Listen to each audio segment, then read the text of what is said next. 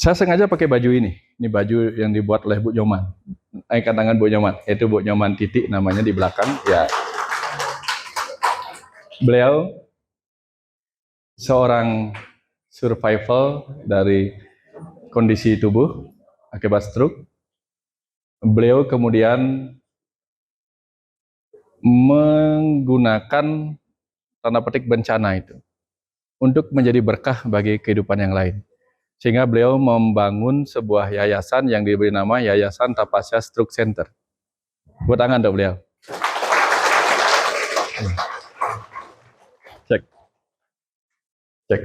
Ya, Yayasan Tapasya Stroke Center dan membantu orang-orang penderita stroke untuk melihat bahwa mereka tidak sendirian. Lalu diberikan latihan-latihan gratis berupa fisioterapi dan lain-lainnya. Dan menjadi tempat di mana orang-orang kemudian menyalurkan kebaikan hatinya. Ada yang melalui donasi untuk operasional, karena kan fisioterapisnya dibayar Bu Man ya, diberi ongkos lah, kan dibayar bukan gaji gitu, bukan diberikan biaya transport atau apa gitu, kan kasihan juga mereka gitu. Tapi yang datang diberikan berbagai berbagai pelatihan untuk membuat diri mereka mandiri, juga membuat diri mereka bangkit dari keterpurukan. Oleh karena penyakit itu kadang menyebabkan kita masuk fase denial, fase anger, fase bargaining, terakhir fase acceptance. Nah, beliau membawa mereka pada fase acceptance yang membuat mereka akhirnya bangkit dari keterpurukan itu. Disitulah kemudian kita mengupas tentang karma. Jadi baju ini judulnya Melunasi Utang Karma. Nah, kenapa tema kita yang kedua ini adalah belajar untuk mengubah perspektif kita tentang karma. Karena tema besar kita hari ini adalah apa? Tema besar kita apa? Jalan sunyi pembebasan dari penderitaan dan kebahagiaan. Jalan sunyi itu artinya apa? Diam. Tidak gelisah oleh suara-suara ego kita. Yang membisiki kita lawan, yang membisiki kita lari. Gitu. Fight or flight kita tidak membisiki kita. Sehingga kita menjadi orang sunyi di dalam, jiwa yang sunyi, yang mengamati semuanya dengan penuh kesadaran dan pemahaman. Maka kita gunakan dua potensi dari jiwa kita sebagai pengamat. Potensi yang pertama adalah potensi kecerdasannya.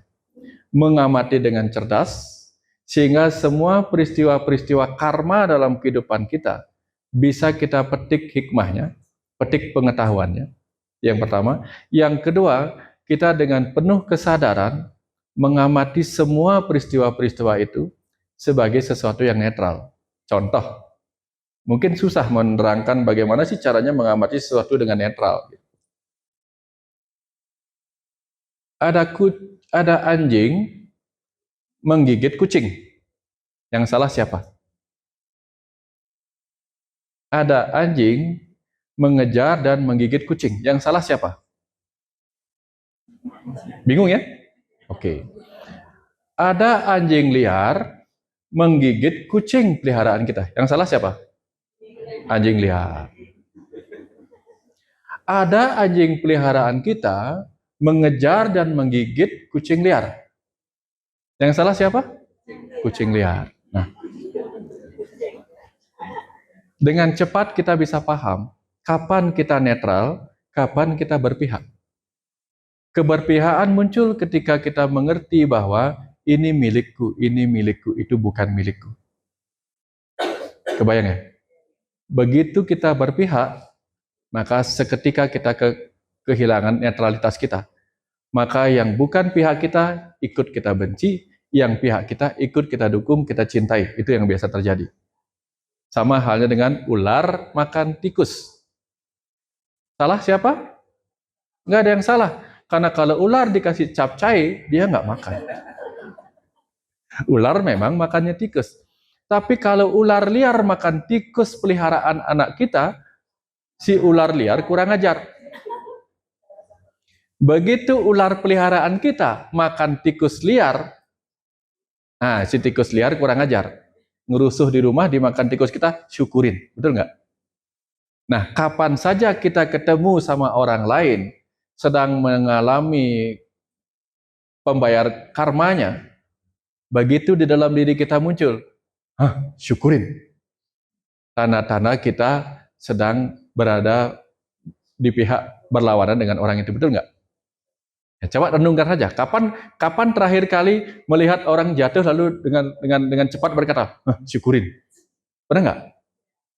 Mungkin kita diserempet lalu udah jatuh, syukurin. Tapi ada kejadian. Saya pribadi dulu pernah waktu kuliah. Saya nggak tahu bahwa apa yang saya pikirkan kadang-kadang sering terjadi. Saya baru kuliah. Keluar dari gang rumah, kan itu jalan besar. Begitu saya nengok, ada orang ngebut begitu. Menyerempet, saya nengok, Saya bilang, aduh, kok di jalan kecil kayak gini ngebut, ntar jatuh tahu rasa. Saya bilang gitu. Saya datang pas di belokan itu di Jalan Bunisari, dia sudah jatuh di situ. Saya tahunya dia sudah jatuh. Lalu saya mikir, aduh, merasa bersalah karena memikirkan hal itu. Bukan mensyukuri, tapi merasa bersalah karena ngapain saya mikirin orang jatuh. Nah, di waktu yang lain, masih mahasiswa. Saya ada di lantai 2 kamar saya, di beranda di luar. Ini tembok kamar ya. Antara tembok kamar dengan tralis itu, bukan tralis tapi dari tembok juga, itu tidak terlalu banyak, tidak terlalu jauh, sekitar 1 meter lah. Saya lagi duduk kayak gini, kaki saya naik gitu. Duduk begini, kaki saya naik. Kaki naik sambil melihat mengenang ini gitu. Terus tiba-tiba di kejauhan itu saya lihat bapak saya. Umurnya mungkin waktu itu 60-an. Dia naik mau mangkas pohon. Saya mengamati dari jauh. Waduh, gitu. Bapak kok naik ya? Di umur segini bahaya loh naik, bisa jatuh. Baru saya bilang begitu. Tiba-tiba gedubrak, yang jatuh bukan bapak, saya yang jatuh. Langsung, wah gitu. Padahal saya nggak ngapa-ngapain, cuma gini aja kan. Jatuh langsung. Oh ya, nggak boleh sembarangan berpikir gitu.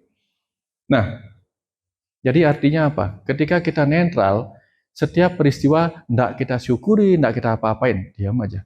Nah ini nanti dalam ilmu praktis Zen-nya itu nanti diajarkan sama Mas Reza untuk belajar UPK, belajar netral menghadapi apapun yang datang. Nah, sekarang berbicara tentang karma. Beberapa orang mungkin sudah mengenal istilah karma itu. Karma itu sebenarnya artinya tindakan. Karma itu artinya tindakan. Gini ya, kembali ke cerita tadi. Tuhan itu apa? Kecerdasan.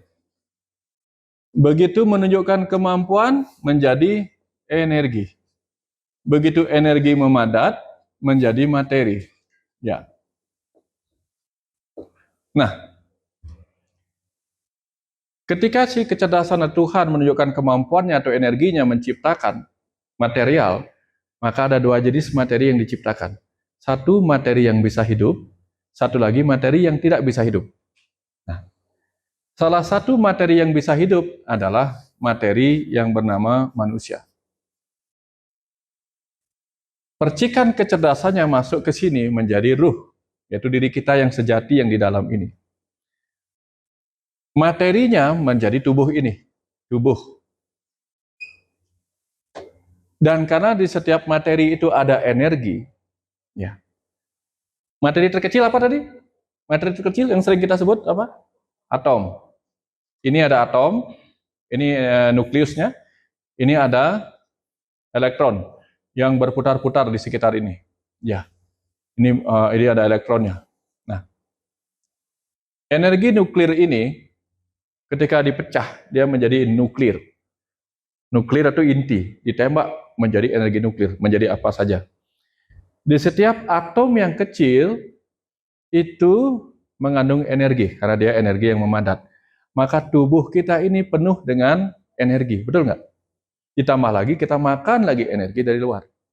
Maka tubuh kita ini adalah tubuh berenergi. Nah, karena sang ruh ada dalam tubuh yang berenergi dan bisa digerakkan oleh sang ruh untuk menjadi hidup, maka muncullah apa yang disebut dengan aksi atau tindakan atau apa? Karma.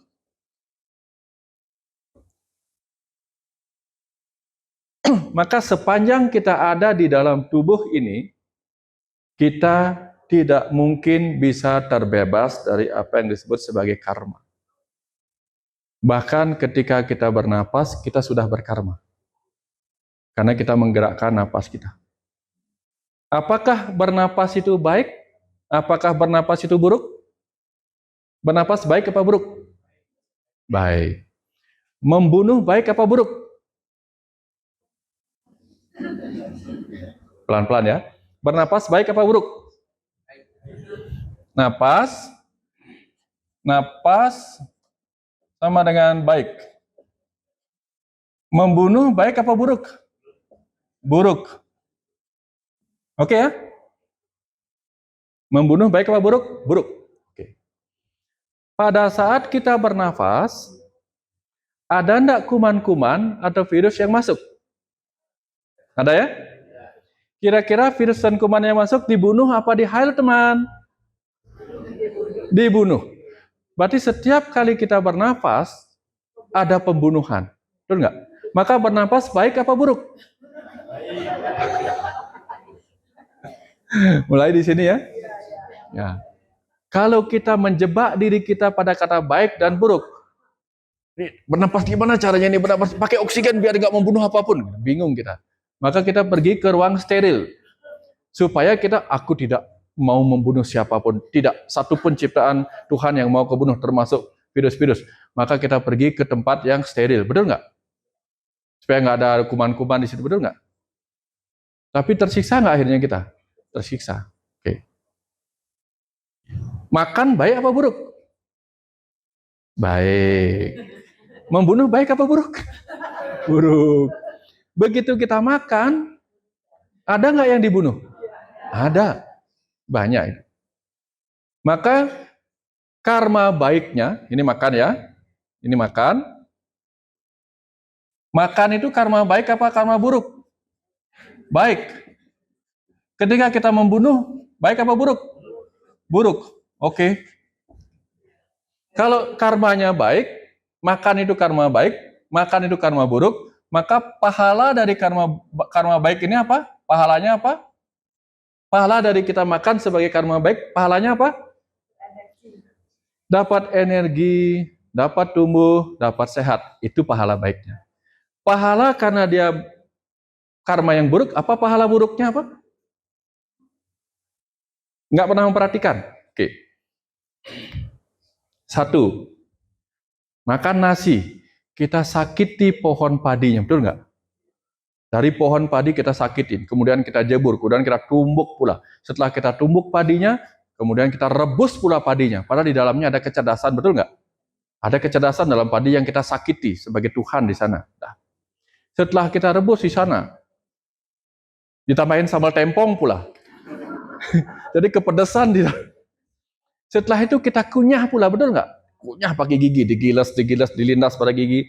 Dimasukkan ke dalam asam lambung yang disebut soda api. Tambah sakit nggak dia? Oke. Akhirnya karena tujuannya baik, kita dapat pahala baik, dapat energi. Tapi kita menyakiti dia. Besok kita disakiti nggak sama dia? Betul nggak disakiti sama dia? Iya. Besok dapat karma buruknya kita. Nah, kebayang nggak? Bahkan ketika kita melakukan karma buruk, hanya dengan makan saja, kita mendapatkan pahala buruknya. Pagi-pagi dia sakitin sama dia, betul nggak? Sampai-sampai rebutan kamar mandi. Karena apa? Dia pingin menyakiti kita, betul nggak? Nah, apa yang saya mau ceritakan di sini? Bahwa setiap karma itu memberikan pahala. Setiap aksi memberikan reaksi. Sekarang pertanyaannya, makan itu karma baik, dapat pahala baik. Betul nggak? Energi, tumbuh. Makan itu karma buruk karena kita mau menyakiti hewan yang kita makan. Akhirnya besok pagi Besok pagi kita sakit perut, betul nggak? Sekarang saya tanya, sakit perut itu pahala baik apa pahala buruk? Pahala apa? Pahala baik apa pahala buruk sakit perut itu? Baiknya di mana? Buruknya di mana? Kalau itu disebut pahala buruk, ya Tuhan, jauhkanlah aku dari sakit perut ini. Biar dia tetap di sini selamanya. Mau? Mau? Malah apa yang terjadi? Banyak orang minum pencahar. Ngapain tuh? Udah berapa hari aku nggak sakit perut. Minta pula dia sakit perut dengan beli obat. Betul nggak? Dan dia tidak menyebutnya pahala buruk. Apa yang saya mau sebut ini? Dalam hidup ini, dalam banyak hal, kita seringkali terjebak menolak yang baik, menolak yang buruk, hanya menerima yang baik. Padahal apa yang tadi kita tolak, sedikit kita ubah cara pandang kita, ternyata itu sesuatu yang baik, betul nggak? Nah ini, dari sini poinnya. Nanti kita akan banyak buka, oh ternyata begini.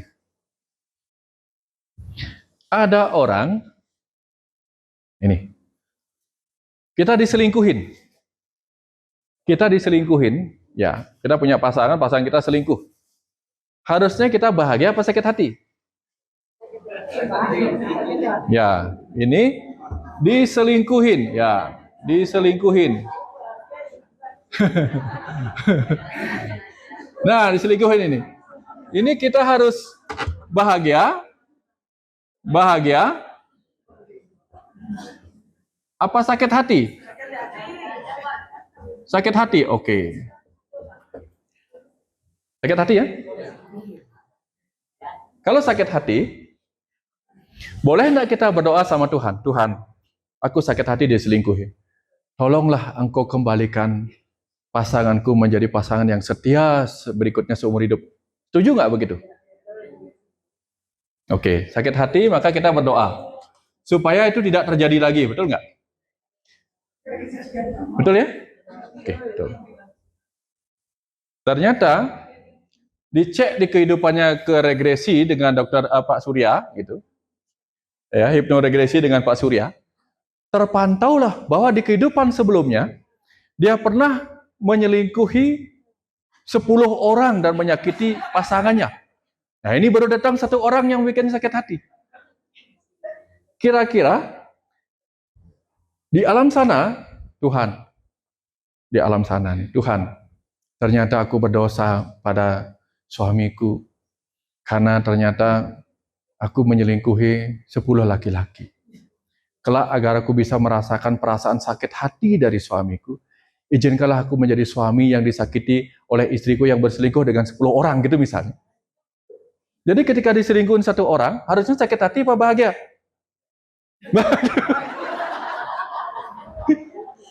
Bahagia, karena apa?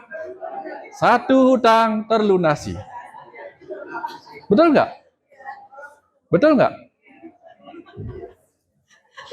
Kalau cara melihatnya begitu, kita anggaplah kita begitu.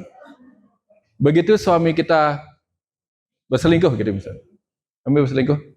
Maaf, kamu berselingkuh ya? Iya. Sama siapa? Sama si Yanti. Kurang, tambahin lagi. Berani nggak bilang gitu? Tambahin lagi. Sama Susi, sama sini, tambahin. Karena dulu aku pernah selingkuh sama 10 orang. Pernah nggak? Berani nggak begitu? Enggak. Tentu kita nggak berani. Berarti sakit hati, bagusnya sakit hati apa bahagia? Bahagia. Oke. Terima kasih ya, kamu sudah bikin aku sakit hati. Betul nggak? Dari sini bingung kan? Mau bahagia, apa sedih, apa kecewa, gimana? Maunya bahagia, tapi dia menebus hutang karmaku. Mau sakit hati, tapi sakit hati itu lebih buruk dari sakit gigi. Oh enggak, kebalik kan? Lebih baik sakit gigi. Jadi apa yang harus kita lakukan? Sakit hati apa sakit hati? Gigi, sakit gigi. Sakit hati apa bahagia harusnya? Oke. Kalau begitu boleh nggak kita sakit hati ketika diselingkuhin? Boleh. Alasannya apa? Karena memang sakit hati. Oh ya, tapi kenapa harus sakit hati? Kan karena kita dulu pernah selingkuhin orang di masa lalu, roh kita. Sekarang ditebus kan? Katanya ketika kita pernah berdosa, maka kita akan lahir di neraka. Neraka itu nara ika, nara itu manusia. Narasumber, narapidana, narayana, maka nara itu manusia. Alam manusia ini adalah alam neraka, tempat kita menebus dosa masa lalu. Dulu pernah nyakitin orang karena menyelingkuhinya, sekarang disakitin orang karena selingkuhin. Jadi kita boleh sakit hati, harusnya apa? Bahagia. Bahagia, oke, bahagia. Tambah ingat ya, aku bahagia loh ini. Ya, aku bahagia loh. Selamat kamu menyelingkuhi aku, selamat, selamat. Ya kan? Nah, sekarang kita coba berpikir. Boleh enggak kita sakit hati? Alasannya apa? Belum diregresi. Oh, layak kita sakit hati. Kenapa? Karena hanya dengan sakit hati kita bisa ngerasain apa yang dulu dirasain oleh pasangan kita yang kita sakiti. Kalau kita nggak sakit hati, kita nggak ngerti rasa sakit hatinya ruh yang dulu kita sakiti. Kebayang maksudnya? Tapi setelah kita sakit hati, renungkanlah, oh ternyata seperti ini rasa sakit hati yang pernah kuciptakan pada pasanganku di masa lalu. Maka ampuni aku wahai jiwa yang dulu pernah aku sakiti. Begitu mohon ampun pada jiwa yang pernah kita sakiti di masa lalu. Berdasarkan pengalaman kita disakiti sekarang, maka pada saat kita bisa memahami itu, bisa kemudian meminta maaf pada apa yang pernah kita lakukan di situ, disitulah rasa bahagia akan muncul. Kenapa? Oh, sekarang aku mengerti rasanya. Sekarang aku bisa minta maaf pada apa yang dulu aku lupa minta maaf. Maka berbahagialah, satu hutang terlunasi. Karena sudah paham pengalamannya, sudah paham rasanya, sudah mengerti rasanya, dan bisa melepaskan keburukan masa lalu lewat memaafkan. Betul nggak? Nah, jadi dua-duanya yang penting apa? Bahagia apa sakit hati? Dua-duanya. Saya tumben loh ngomong kayak gini. Ya, saya baru dapat ini sekarang ini. Ya, ini dua-duanya penting. Jadi kapan kita disakitin sama orang, jangan balikin. Dia merenung menjadi pengamat sunyi yang dia merenung. Oh, rasa sakitnya seperti ini toh. Maka berarti ketika aku dicaci maki sekarang di depan orang banyak oleh orang ini, seperti inilah rasanya dulu aku pernah menyakiti orang lain, mungkin dia sendiri di masa kehidupan itu. Sekarang izinkan aku, walaupun tidak minta maaf pada orangnya langsung, tapi kita minta maaf masuk ke dalam jalan sunyi itu, bebaskan diri kita dari urusan derita sakit hati, kebahagiaan ini. Kita bebaskan diri kita. Saya nggak bahagia, saya juga nggak suka sedih hati, atau saya sedih hati, saya bahagia, tapi saya melampaui semuanya dengan cara apa? Memahami bahwa, oh ini rasanya. Aku minta maaf sekarang. Kebayang ya? Baik apapun itu. Jadi apapun yang kita hadapi sekarang, itu pasti ada kaitannya di masa lalu. Makan cabai, dapatnya pedas. Merasa pedas, berarti makannya cabai. Jadi kalau makan cabai, pahalanya pedas. Jadi hati-hati yang kita makan. Hati-hati berkarma. Karena nanti akan muncul pahala seperti ini yang mungkin tidak kita sukai. Atau kalau sekarang kita dapat pedas, berarti tadi makannya cabai. Kalau sekarang ada yang nyakitin kita, dia merenung, berarti sebelum ini aku pernah nyakitin. Itu caranya melihat, betul nggak? Tinggal balik aja. Kebayang maksudnya? Ya, ini membuat kita akhirnya berhenti. Oh, kalau saya nggak mau pedas, jangan makan cabai. Kalau saya makan cabai, siap-siap terima pedasnya. Kalau kita sebagai mertua nyakitin menantu, siap-siap nanti anak kita sebagai menantu akan disakiti mertuanya. Siap-siap begitu. Atau kalau kita jadi menantu, nyakitin mertua, siap-siap nanti anak kita nyari mantu, kita sebagai mertua disakitin. Siap-siap begitu. Jangan nyalahin orang lain. Kebanyakan kita nyalahin orang lain karena apa?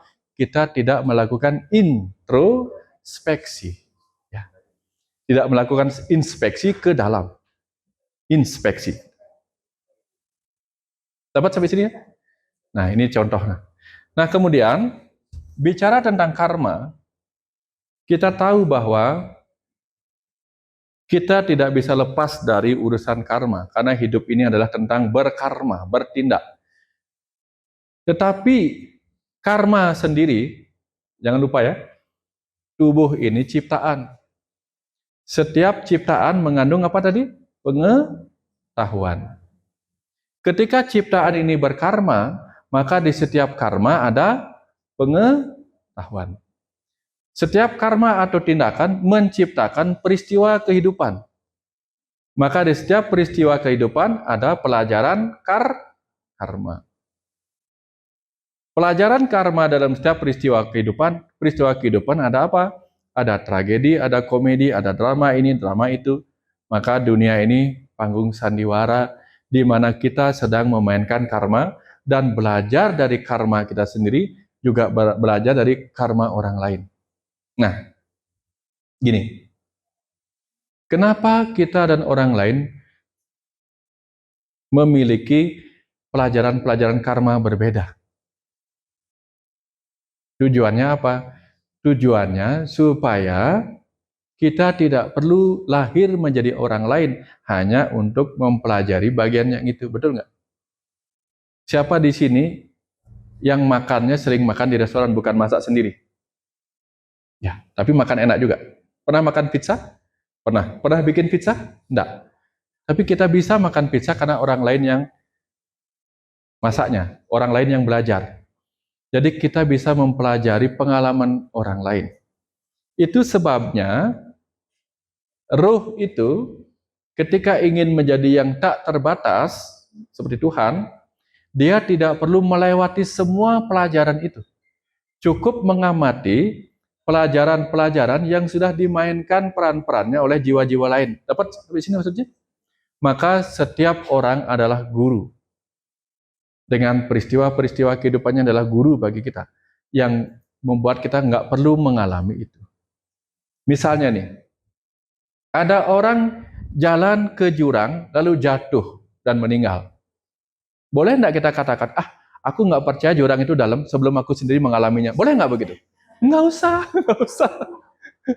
Cukup dengan pengalaman orang kita sadar, itu jurang, aku harus nggak boleh ke situ. Nah, begitulah cara Tuhan itu menyediakan setiap peran-peran kehidupan ini supaya kita bisa menyerap pelajarannya tanpa harus perlu mengalaminya.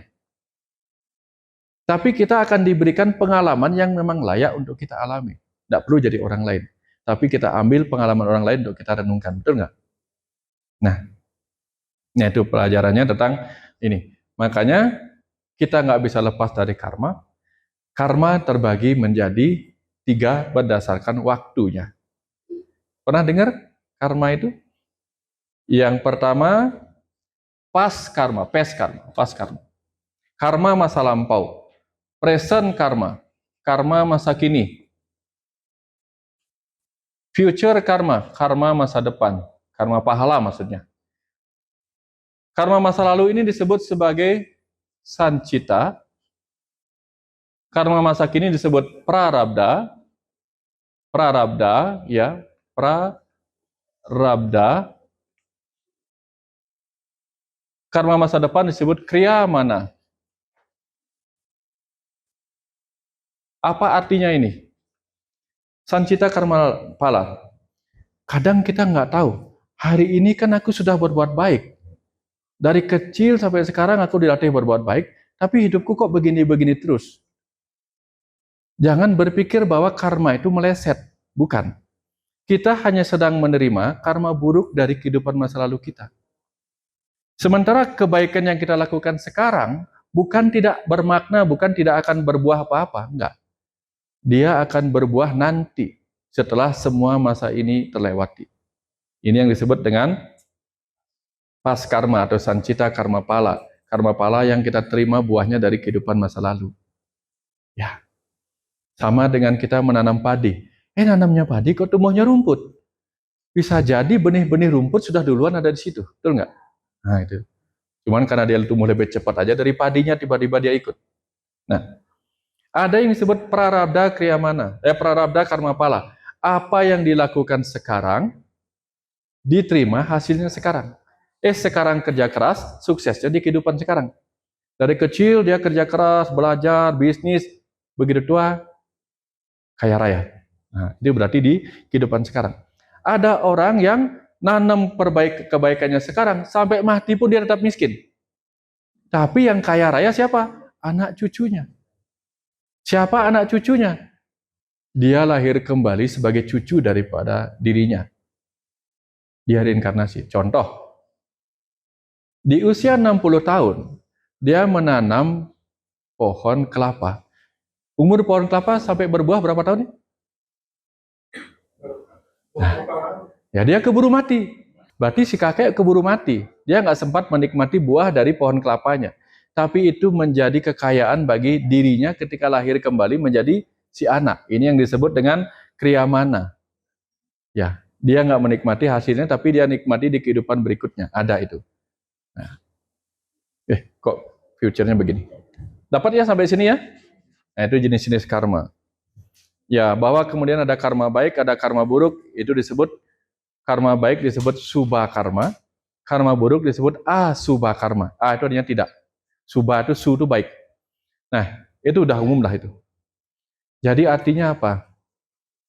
Kadang orang tidak mengerti. Ini yang sering soalnya menjadi pertanyaan. Saya sudah berbuat baik, kok tetap hidup saya begini? Nah, mungkin memang dia tidak akan menerimanya di sekarang, tapi di tabungan di kehidupan berikutnya. Nah, kalau ada orang beruntung memang jenis karmanya karma yang instan, nanamnya sekarang, buahnya sekarang ada. Jadi jangan berpikir bahwa hidup ini hanya satu kali. Enggak. Hidup ini berkali-kali. Kenapa? Karena tidak mudah untuk mencapai kesadaran semesta hanya untuk satu kesempatan hidup. Betul nggak?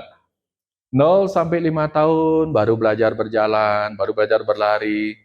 Ya, setelah itu baru belajar tentang kehidupan, tentang sekolah untuk cari kerja. Setelah itu stres tentang bagaimana mencari uang. Nggak sempat mengenal dirinya. Mengenal diri aja waktunya sudah sekian umur tua, baru mengenal diri tiba-tiba ingin jadi Tuhan. Mudah nggak? Enggak. Lalu Tuhan kemudian memberi kita kesempatan hidup belajar cuma satu kali. Apa yang kita dapetin? Maka Tuhan memberi kita, semesta memberi kita second chance, kesempatan berikutnya. Nah, kesempatan berikutnya, karena karma itu tidak kita berhasil dapatkan pahalanya sekarang, inilah yang menyebabkan kita reincarnation, kembali masuk ke dalam carnation, daging. Supaya apa? Supaya sebagai ruh kita bisa menikmati kebahagiaan. Tujuannya apa? Supaya pada akhirnya kita sadar, oh ternyata kebahagiaan ini hanya singkat ya. Siapa pernah membayangkan, wah luar biasa ya Swiss, pingin loh rasanya main-main ke sana. Setelah lama di sana, aduh aku pingin pulang. Pernah nggak? Ternyata kita tidak benar-benar menginginkan di situ, betul nggak? Tetap kita ingin ada di rumah. Kita hanya ingin jeda sejenak ke situ. Nah, kebahagiaan itu seperti itu. Kadang kita, oh aku ingin makan ini. Siapa yang suka makan pizza, akhirnya seumur hidup pizza aja terus? Ada nggak? Nggak ada. Seenak-enaknya, sesenang-senangnya kita, paling kita bertahan 1, 2 kali, 3 kali, nggak sampai seumur hidup. Ntar pindah lagi ke sini, pindah lagi ke sana, betul nggak? Nah, kebahagiaan itu seperti itu. Maka jangan kira, oh aku pingin kaya, setelah kaya, oh ternyata susah ya bayar pajak. Ya enggak? Makanya dalam hidup ini kuncinya apa? Kuncinya yang selalu saya katakan, ini diajarkan kepada saya. Apapun yang kau miliki, itulah yang akan menyakitimu. Siap-siap. Siap-siap dengan konsekuensi bahwa apa yang kita miliki akan menyakiti kita. Betul nggak? Dulu kita nggak ada pengeluaran pulsa, pengeluaran wifi, dan sebagainya. Tapi begitu kita punya HP, HP menyakiti kita, betul nggak? Oh, karena aku jarang bergaul dengan orang lain, aku nonton aja di YouTube, nonton aja di Facebook atau apa. Siapa di sini yang ketika nonton di YouTube, Bawaannya happy aja. Mau orang ngomong apa aja di YouTube nggak terpengaruh. Ada? Atau malah kurang ajar ini, kok ada sih orang kayak gini komen-komennya, betul nggak? Maka itu pun menyakiti kita, betul nggak? Aku jengkel nonton TikTok, kurang ajar sekali, bla bla bla begitu. Kayak gitu. Apa yang kita miliki akan menyakiti kita. Tapi bukan berarti kita harus tidak memiliki sesuatu. Karena tidak punya, maka yang kita miliki adalah apa? Ketidakmilikan. Itu pun juga menyakitkan, betul nggak? Semuanya menyakitkan kalau kita melihatnya sakit hati. Tapi kalau kita melihatnya, oh ini memang konsekuensi. Sekarang saya tanya, waktu kita kecil, makan cabai dapat pedas. Waktu kita kecil makan cabai dapat manis enggak? Dari kecil sampai kita dewasa, makan cabai dapat pedas apa enggak? Pedas. Ada enggak perbedaan ketika kecil kita makan cabai dan ketika besar kita makan cabai? Ada enggak perbedaannya? Maksud saya begini, waktu kecil makan cabai, nangis enggak kita? Enak enggak cabai waktu kecil, kita kecil? Begitu kita dewasa, makan cabai enak apa enggak? Enak. Kenapa? Karena kita mulai menerima itu sebagai kenikmatan. Makanya mereka yang bertumbuh matang itu adalah mereka yang belajar menikmati apa yang dulu kita sebut sebagai penderitaan. Penderitaan. Sampai sini dapat? Nah, jadi begitu kita menderita oleh sesuatu, tanda-tanda cabenya masih pedas. Jadi pakai password itu. Dicaci maki sama orang sakit hati. Oh, cabenya masih pedas, gitu. Ya. Kapan dicaci maki sama orang kita senang? Oh, sambal tempong enak. Mulai. Ya, ditampar pun enak, betul nggak? Ya, gini. Dicium itu membahagiakan apa menyakitkan?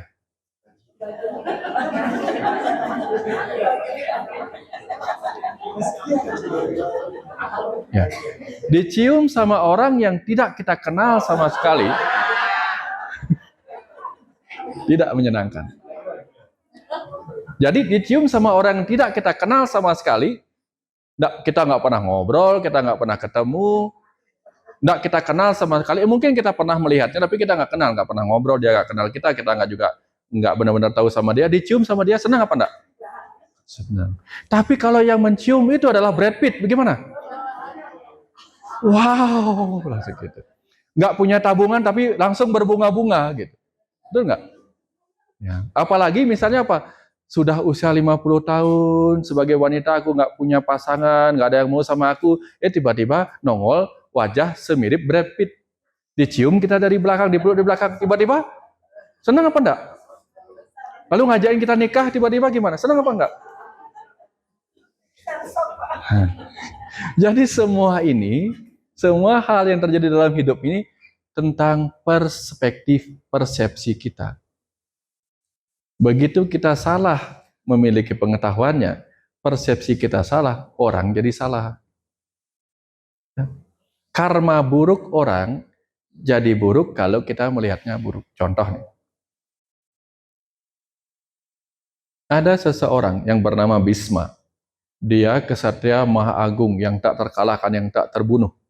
Tapi di medan Kurukshetra, dia hanya dibunuh oleh seorang yang berkelamin laki-laki, itu pun hanya pinjaman, tapi sejatinya dia seorang wanita. Malu nak? Seorang perkasa yang tak terbunuh, yang tak termatikan, tiba-tiba harus berhadapan dengan seorang wanita berkelamin laki-laki, dan dia mati di medan perang itu. Dan ditembus pula oleh banyak panah Arjuna. Sakit hati enggak harusnya? Malu enggak harusnya? Malu kalau kita nggak paham. Tapi Bhisma yang memahami bahwa Dewi Sri Kandi itu adalah titisan Dewi Amba yang sedang menebus hutangnya, dia bahagia. Karena apa? Bhisma berkata, aku sudah tidak tahu apa-apa lagi. Kalau aku tidak berhadapan dengan cucu-cucu yang kusayangi yaitu Pandawa, maka aku bukanlah seorang ksatria yang harus menjaga Hastinapura sebagai negara yang harus kulindungi. Tapi jika aku membunuh mereka, aku membunuh cucu kesayanganku. Mereka tidak mungkin bisa menang melawan aku. Maka dia berkata, panggillah Sri Kandi. Aku ingin berterima kasih kepada hal buruk yang pernah kulakukan dulu. Ketika Sri Kandi sebagai Dewi Amba mengiming-imingi aku cintanya, dan aku tolak dengan ancaman panah. Panahku terlepas dan terbunuhlah Dewi Amba. Sekarang Dewi Amba lahir sebagai Sri Kandi untuk mengizinkan aku bisa pulang. Tanpa Dewi Amba, dia tidak akan pernah lahir sebagai Sri Kandi, dan aku tidak mungkin pernah bisa mati oleh siapapun. Dan aku akan menderita untuk melihat kehancuran negaraku sendiri. Kebayang sampai sini ceritanya? Maka dengan itu, Dewi Amba salahkah? Tidak. Sri Kandi salahkah? Tidak. Dirinya salahkah ketika mengancam Dewi Amba dengan panah? Enggak. Karena semua itu adalah skenario kehidupan yang membuat semuanya menjadi sempurna apa adanya. Kebayang maksud saya? Dalam hidup ini kita akan banyak ketemu kejadian-kejadian seperti itu.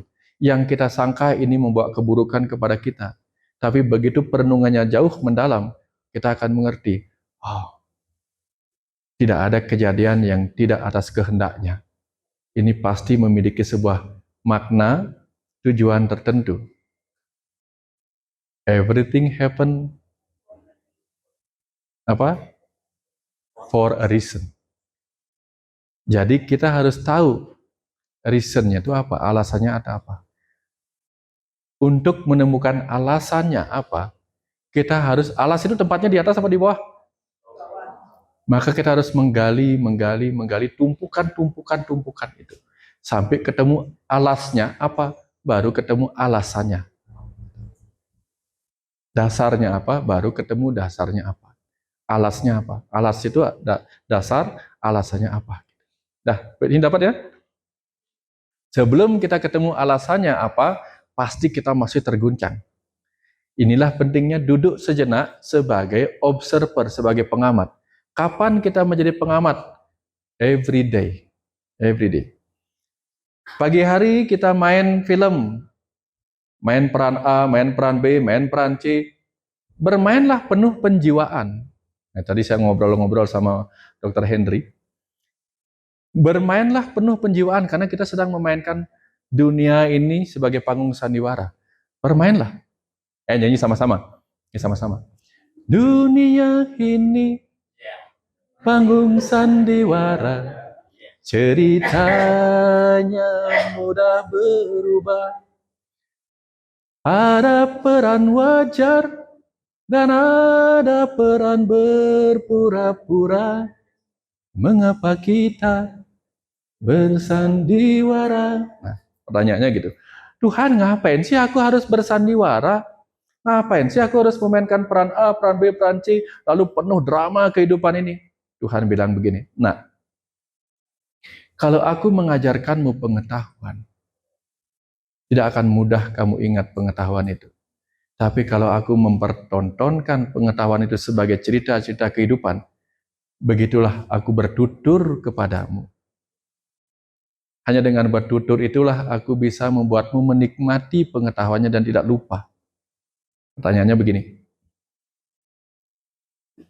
masih ingat nggak teman SD waktu kita masih kecil? Waktu kita masih TK, ingat nggak namanya? Benar, waktu kita TK, ingat nggak namanya orang itu? Enggak kan? Pasti lupa. Nggak semua teman kita ingat, betul nggak? Teman SMA nggak semua kita ingat, karena kita nggak ada cerita sama dia, betul nggak? Tapi coba begini, pelangi-pelangi ciptaan, langsung ingat. Karena pengetahuan itu mudah ditransfer melalui lagu, melalui cerita, ya. Maka hidup ini, Sang Pencipta menciptakan ciptaan, membuat cerita dari ciptaan itu supaya kita gampang menyerap dan mengingat pengetahuan-pengetahuannya. Betul nggak? Hari kemerdekaan kita tanggal? Oke, gampang diingat. Tragedi Bintaro terjadi tanggal berapa? Tanggal berapa? Nggak tahu ya? Tragedi Bintaro. 19 Oktober, langit Jakarta berwarna merah.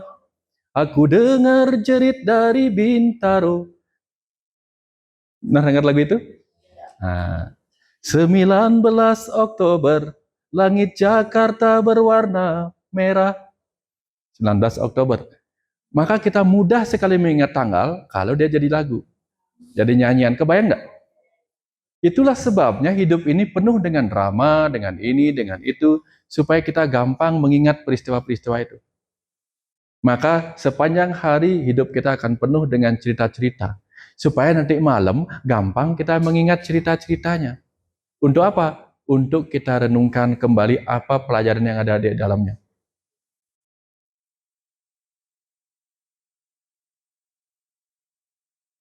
Dapat ya? Kita mesti telanjang dan benar-benar bersih. Nanti malam telanjang. Bukan karena ingat.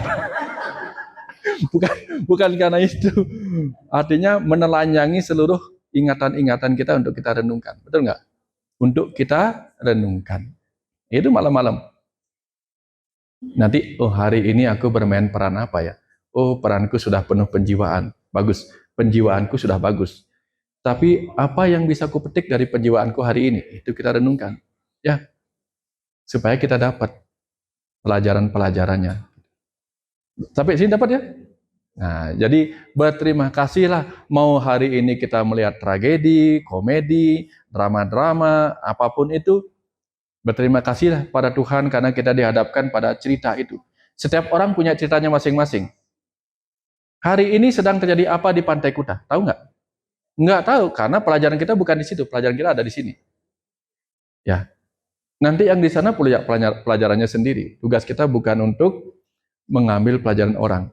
Tapi kapan kita ngumpul sama mereka? Nanya. Kapan kita ngumpul dengan mereka dan menyerap pelajarannya? Kalau pelajaran kita sendiri yang kita temui satu hari ini sudah kita beresin. Lah, soal kita sudah belum beres, kita ujian sama-sama ujian. Nomor 1 kita belum bikin. Nomor 2 apa? Begitu dia kasih nomor 2, aku belum bikin. Kalau gitu nomor 3 apa? Kita nomor 1 belum, nomor 2 belum, 3 belum. Gitu. Kebayang maksud saya? Fokus pada pelajaran sendiri. Kalau sudah beres pelajaran kita sendiri, baru kita mengambil pengalaman orang, pelajaran orang. Maka kita mendapatkan 2. Lah, punyanya kita belum beres, nyontek punya orang lain. Kadang-kadang kalau sekarang ujiannya kan beda-beda nomor kan? Beda nomor, beda pelajaran. Wah, kacau kita kalau meniru. Gitu. Kebayang maksud saya? Ya. Jadi ini pelajaran tentang karma, tentang kita belajar melihat perspektif karma. Kira-kira dari sini sudah bisa nak membayangkan cara melihat karma dengan berbeda.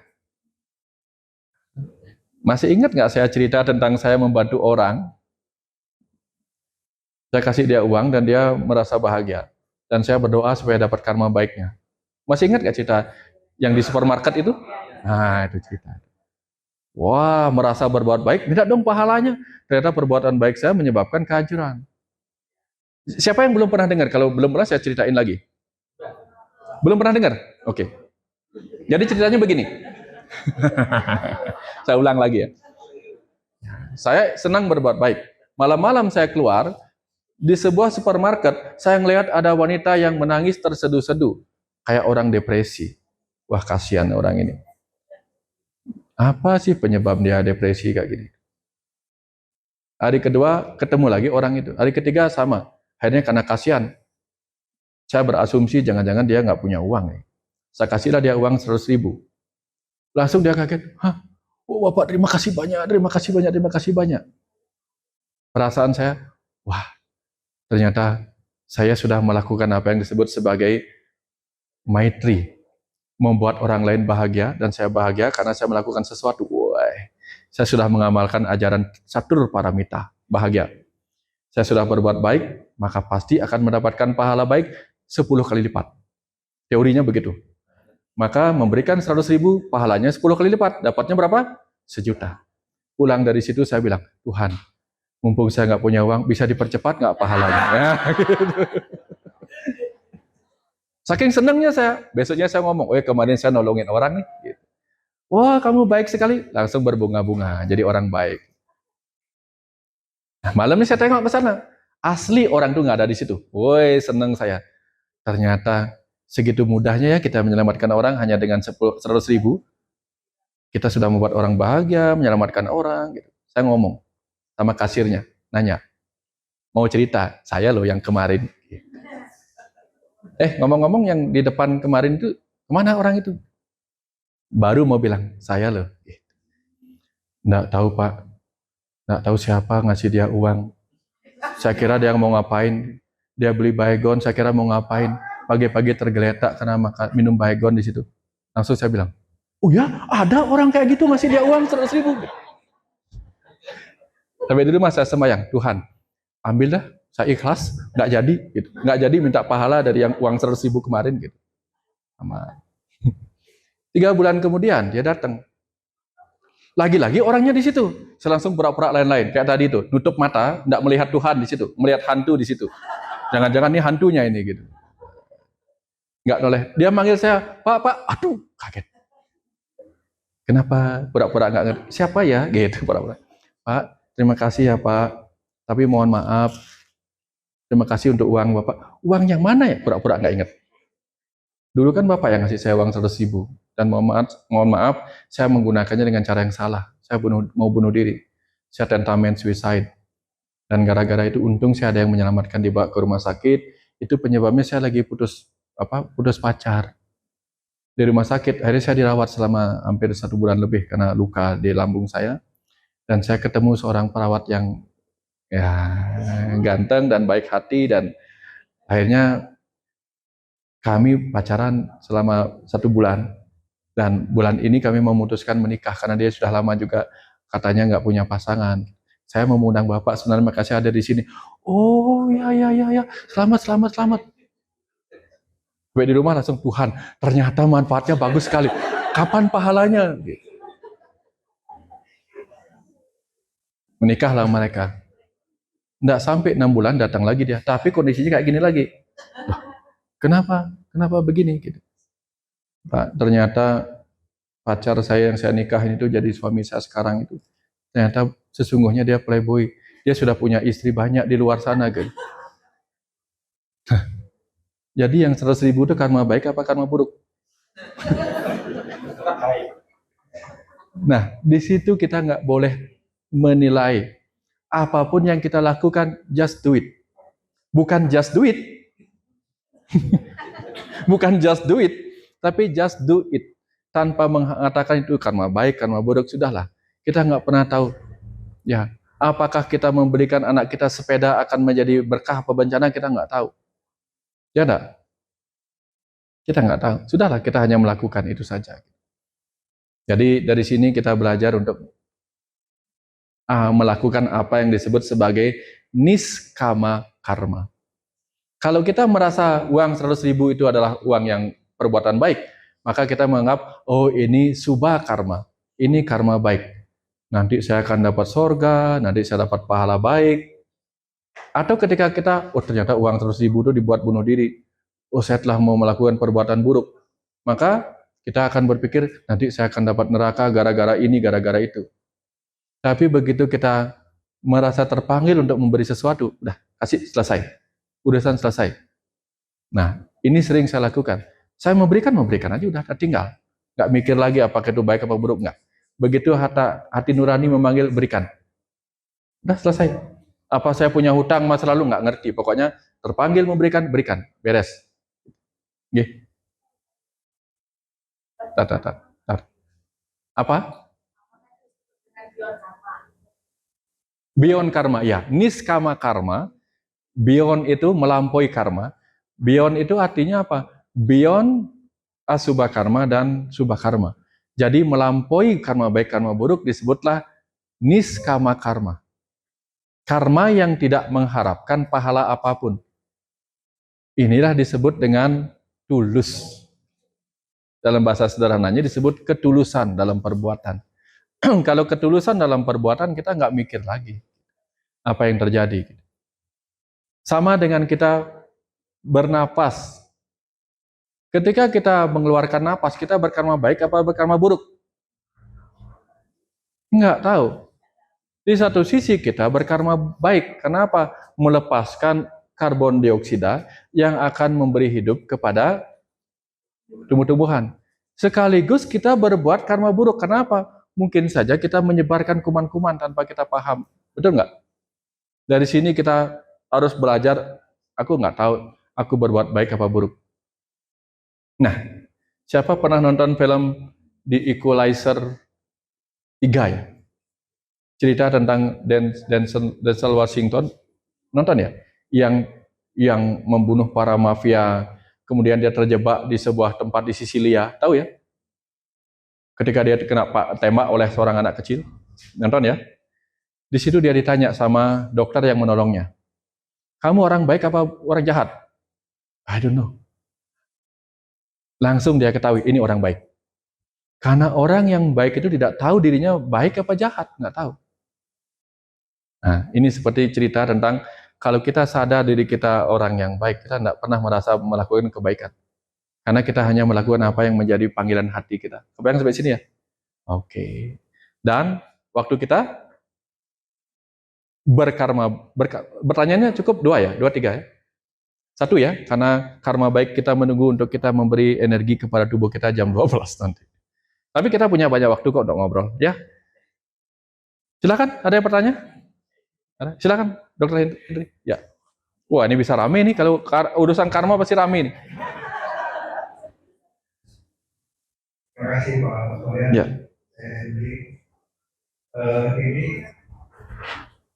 pengalaman dari kolega dokter udah juga yang melakukan tindakan, tapi ada yang samping sehingga harus masuk ke komite etik dokter. Kita teman-temannya mengucapkan ya turut duka cita. Jadi dia cerita ke saya, banyak teman-teman bilang ya udah sabar. Tapi dia kesel. Karena dia bilang yang aja ngomong sabar. Bisa diulang lebih detail lagi apa? Dia melakukan tindakan apa, Mas? Tindakan Bedah. Tapi ada Efek samping. Sehingga harus ke komite etik. Ya, teman-teman bilang sabar. Dia cerita ke saya, yang aja ngomong sabar. Jadi saya melihat ini, apakah ada tiga pertanyaan saya, bagaimana kita mengevaluasi ini. Pertama, apakah ini ujian? Tapi ada yang bilang, Tuhan kalau repot-repot menguji apa? Terus kemudian apakah ini karma? Terus bagaimana kita menyikapinya memang apakah sabar? Itu kalau Oke. Ya, selalu lebih susah ketika kita menyebut kata sabar, ketika kita menyebut kata tabah pada mereka yang sedang mengalami masalahnya. Kalau dia meresponnya dengan cara yang emosi, dia akan mengatakan, kamu sih enak karena kamu nggak ngalamin, gitu kan? Ya, itu selalu demikian. Nah, tapi apa yang kita bisa petik pelajarannya di situ? Kenapa sedikit orang yang komplain sama dukun dalam ilmu pengobatan? Kenapa sedikit orang yang komplain sama dukun? Karena dukun itu selalu mengatakan apa? Sebelum disalahkan, yuk kita sama-sama memohon sama Tuhan. Sembuh nggak sembuh? Nah, kalau nggak sembuh itu Tuhan. Kalau sembuh yang dapat nama siapa? Dukun. Selalu komunikasinya begitu. Kita sama-sama berdoa ya. Aku mengucapkan mantra. Padahal mantranya orang semua tahu. Doa, mantra itu ditujukan kepada Tuhan. Kalau gagal, Tuhan belum berkehendak. Kalau berhasil, mantramu bagus. Betul nggak? Dapat nama baik. Tapi kita di dokter, ya, kita selalu mengatakan, saya melakukan ini karena kepintaran saya, keahlian saya. Ketika terjadi masalah, maka yang disalahkan siapa? Kepintarannya dan keahliannya, betul nggak? Ini yang menyebabkan kita sering sekali kena kasus-kasus dalam urusan sengketa medik. Ya enggak? Karena apa? Orang datang kepada dokter yang dia percayai apa? Keahliannya, kepintarannya. Tapi kalau orang mendatangi dokternya, kenapa? Kebaikannya, kemampuan komunikasinya. Jarang saya ketemu orang komplain kalau terjadi efek samping. Karena kemampuan komunikasinya. Kita coba sama-sama Pak ya. Karena angka keberhasilan pengobatan ini begini, dan setiap pengobatan yang kita pilih selalu akan menimbulkan efek samping, tetapi efek samping itu minimal dibandingkan yang lain-lainnya gitu misalnya, maka orang yang mengalami itu jauh akan lebih mudah untuk menerima kalau terjadi hal yang tidak diinginkan. Jadi miskomunikasi terjadi karena ketidaksinkronan komunikasi. Sampai-sampai kemudian di dunia kedokteran itu muncul istilah semesta, 10 menit setiap penderita. Betul nggak? Maksudnya apa? Supaya ada ngobrol dikit lah sebelum ada apa-apa gitu. Saya ketemu banyak saudara-saudara yang ketika ditanya, kata dokter apa sakitnya? Nggak ada, dokter nggak bilang apa-apa. Padahal dokternya bilang, cuman mungkin dia merasa nggak jelas. Nanya nggak berani, takut dokternya marah-marah, betul nggak? Nah, yang saya amati selalu masalahnya pada komunikasi. Sehingga di situ kemudian susah bagi kita untuk menyuruhnya tabah, tapi kemudian ada cara paling bagus ketika ketemu teman seperti itu. Kita tepuk bahunya, lalu kita katakan, when you need help, I am here. Baca. Kapan kamu butuh bantuan? Saya ada di sini. Ya. Bila perlu dengan nyanyian, you are not alone. Kayak gitu. Jadi ketika kita merasa ada yang mendampingi, orang merasa nyaman. Walaupun yang mendampingi nggak ngapa-ngapain. Contoh misalnya begini. Ke kuburan sendirian berani nggak? Jarang kita mengatakan diri kita, oh berani, jarang kan? Tapi kalau kita ke kuburan didampingi anak kecil, berani nggak kita?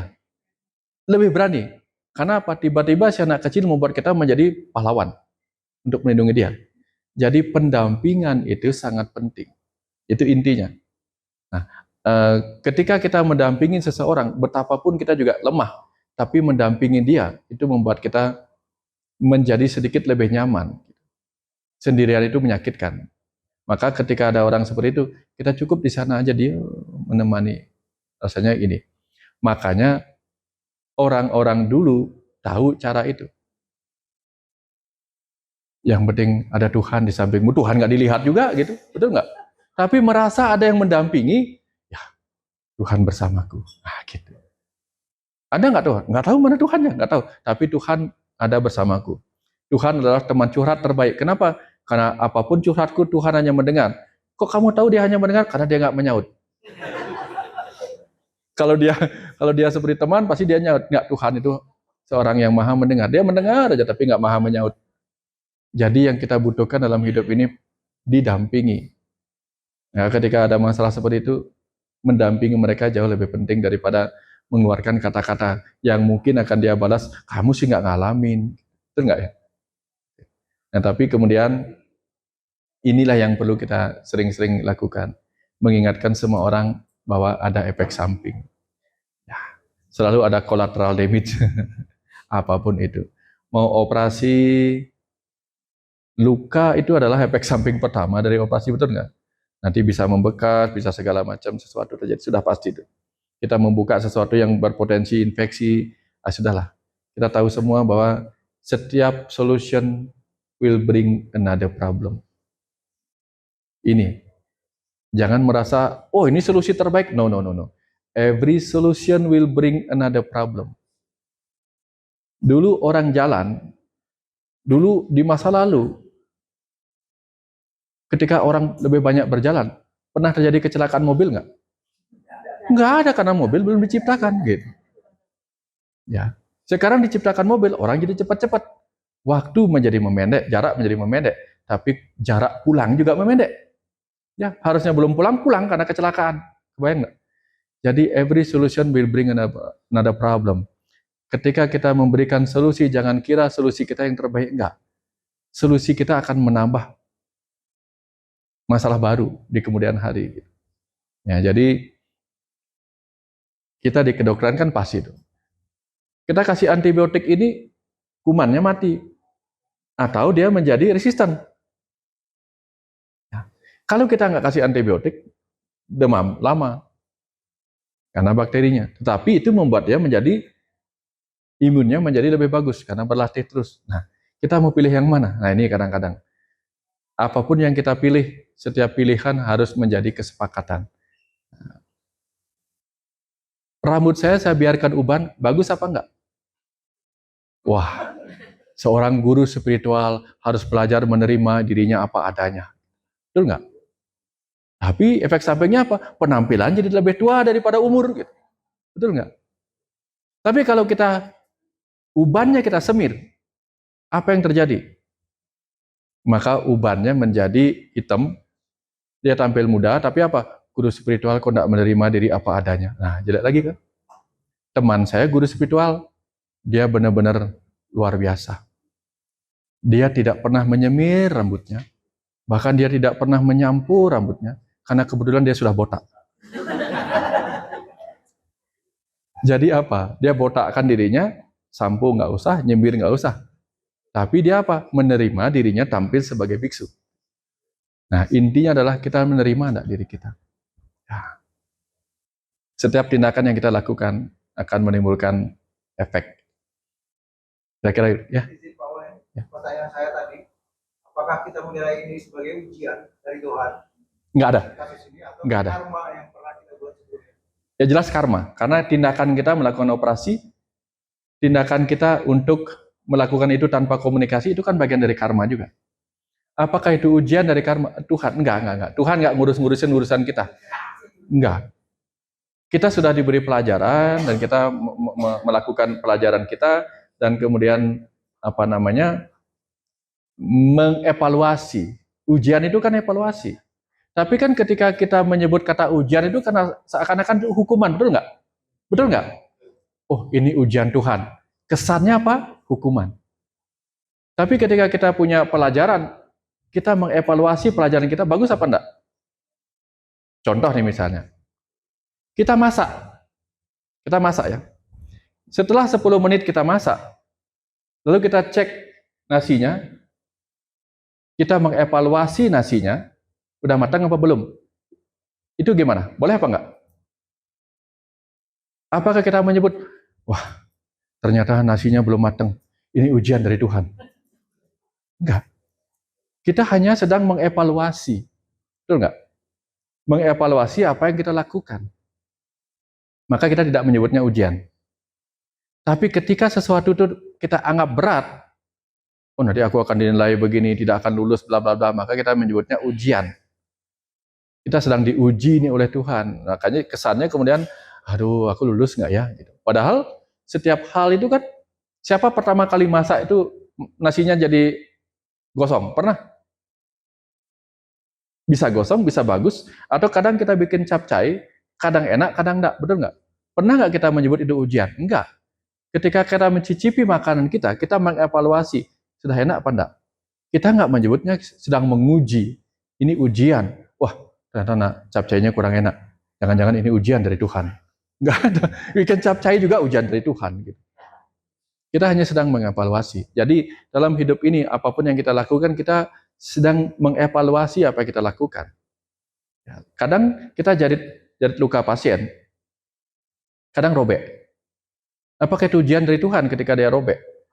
Atau bernanah? Enggak, kita hanya mengatakan, oh kita evaluasi ulang, betul nggak? Evaluasi bahwa apa? Ternyata sterilnya kurang bagus. Nah, atau jaritannya kurang dalam. Atau di dalamnya kurang ada jaritan dalam. Langsung jaritan luar, gitu misalnya.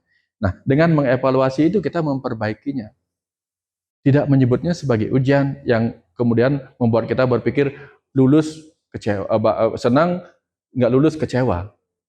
Kita berhenti mengatakan hidup ini penuh ujian, enggak. Berhenti mengatakan hidup ini penuh cobaan, berhenti.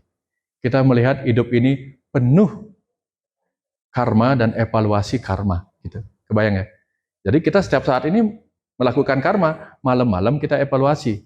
Hari ini saya penjiwaannya sudah bagus belum ya? Hari ini pelajaran karmanya apa ya? Hari ini ketika saya disakiti, saya sudah menerima apa belum ya? Nah, ini kita evaluasi. Karena dari evaluasi kemudian kita mengalami proses evolusi. menjadi lebih baik, gitu kan? Nah, kira-kira seperti itu, Oke, semua.